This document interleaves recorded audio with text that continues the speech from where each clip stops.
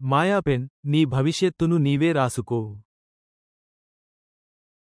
కథ సారాంశం. రవి అనే విద్యార్థి ఎప్పుడూ తనను తాను అసమర్థుడిగా భావిస్తాడు. ఒకరోజు ఒక వృద్ధుడు అరుదైన పెన్సిల్స్ అమ్ముతున్నాడు. ఆ వృద్ధుడు రవికి ఒక మాయా పెన్ ఇచ్చి, ఈ పెన్తో నువ్వు ఏది రాస్తే అది నిజమవుతుంది అని చెప్పాడు. రవి ఆనందంతో తన పరీక్షల్లో సమాధానాలు, పోటీల్లో విజయాలు, అన్ని విజయాలను రాయడం మొదలు పెడతాడు. కొద్దికాలంలోనే అతను తన పాఠశాలలో టాప్ స్టూడెంట్ అవుతాడు. ఒకరోజు పరీక్ష రాసే ముందు అతడు ఆ పెన్ను కోల్పోతాడు. భయంతో పరీక్షలో విఫలమవుతాడు. అతను తన ప్రతిభ లేదని బాధపడతాడు. అప్పుడే ఆ వృద్ధుడు మళ్లీ కనిపించి ఒక గొప్ప నిజం చెబుతాడు. ఆ పెన్కి మాయాశక్తి ఏమీ లేదు. అది ఒక సాధారణ పెన్ మాత్రమే.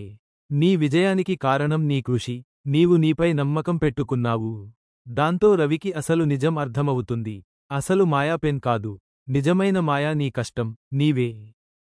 కష్టపడితేనే విజయాన్ని సాధించగలం. మన నమ్మకమే మన భవిష్యత్తును మారుస్తుంది.